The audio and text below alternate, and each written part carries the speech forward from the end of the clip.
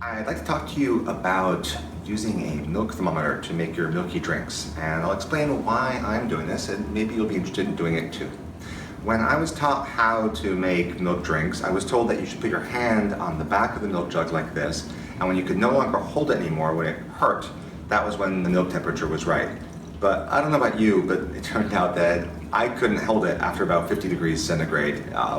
After that, it was actually just too hot, and if I stopped heating the milk then, the milk actually was too cool. So what I would do is I'd take my hand off and then kind of count 10 seconds and hope that that was the right amount, and it never was. So I would always make my milk too hot or too cold. And all that changed when I started using a milk thermometer.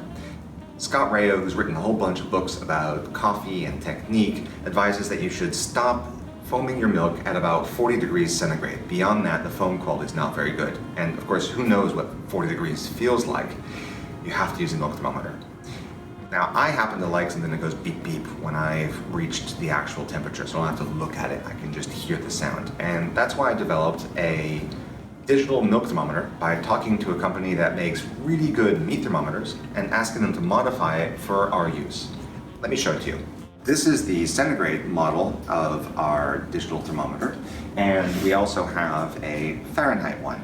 The three numbers that are here, 60, 65, and 70, are in Celsius, and in Fahrenheit those are 140, 150, and 160. And those correspond to 65 being the normal temperature for milk, 60 being slightly cool, and 70 being hot. Hold down the button to turn it on. These plus and minus buttons let you quickly set the preset you want. So if you're normally doing normal temperature milk, it just automatically starts there. You want hot, you hit +1, you're already at 70. Plus again, 60, 65. So very quick to switch between the three most common temperatures. Now, if you have a really particular desire to do a certain temperature, let's say you want to do 75, you double click on the set button. You can see it's blinking 60, and I'm going to go to 75, hit set again. What that's going to do is start beeping when 75 degrees is reached. The other thing about these thermometers is that I really wanted them to be waterproof, and so what I did is I designed a latex sleeve for them so that even though this here is how you take the battery out, there's the battery inside here, what I wanted was that seam here, even though it's quite waterproof, to not be accessible from the outside, because I did think that milk would probably clog up there.